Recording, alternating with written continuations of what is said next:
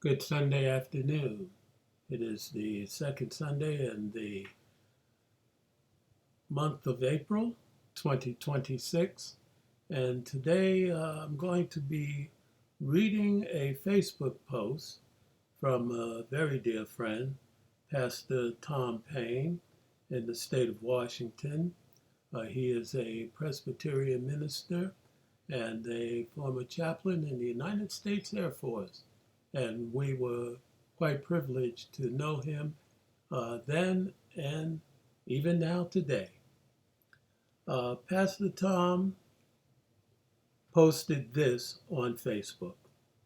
Two quotes from Jesus, a clinical definition, and an issue emphasized here in the month of April 2026 in our nation. From Matthew chapter 15, verse 11, it reads, "It is not what goes into the mouth that defiles a person, but what comes out of the mouth, this defiles a person."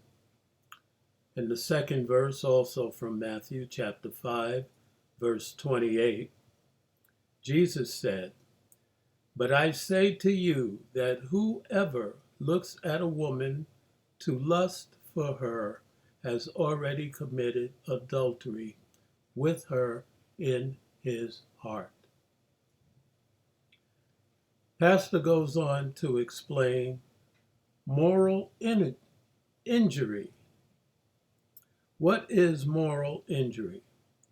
In traumatic or unusually stressful circumstances, people may perpetrate, fail to prevent, or witness events that contradict deeply held moral beliefs and expectations. Number one, when someone does something that goes against their beliefs, this is often referred to as an act of commission, and when they fail to do something in line with their beliefs, that is often referred to as an act of omission. Individuals may also experience betrayal from leadership, others in positions of power, or peers that can result in adverse outcomes. The second part of moral injury is the distressing psychological, behavioral, social, and sometimes spiritual aftermath of exposure to such events. Finally, number three, a moral injury can occur in response to acting or witnessing behaviors that go against an individual's values and moral beliefs. Pardon me. Now, here is a concept for us.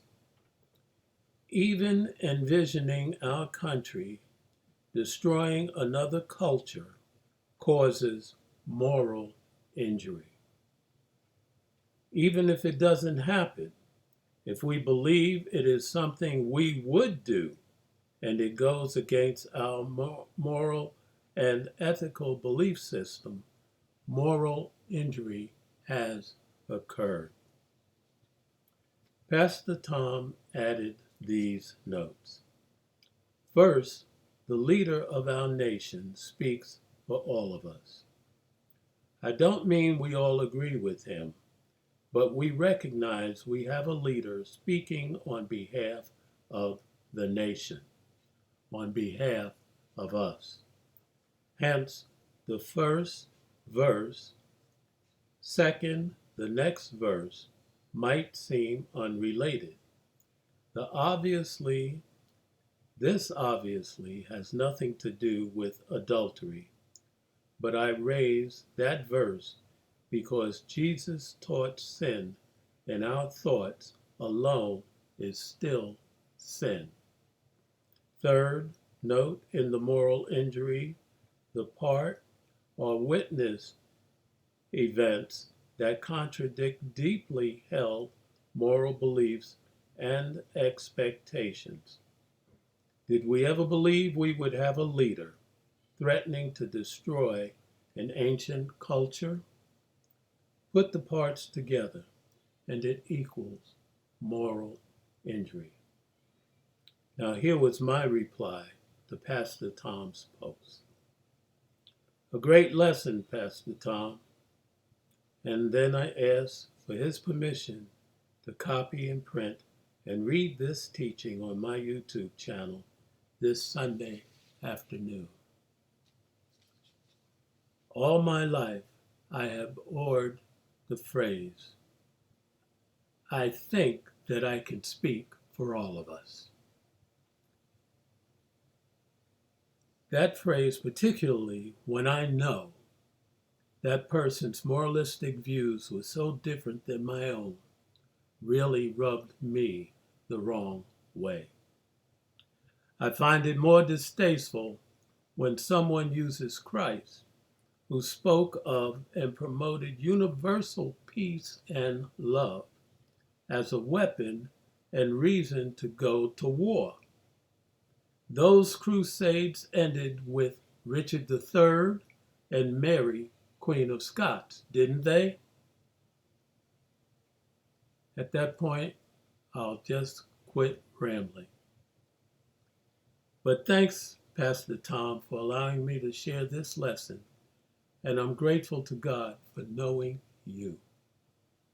To all who have tuned in, feel free to comment and share as you feel appropriate.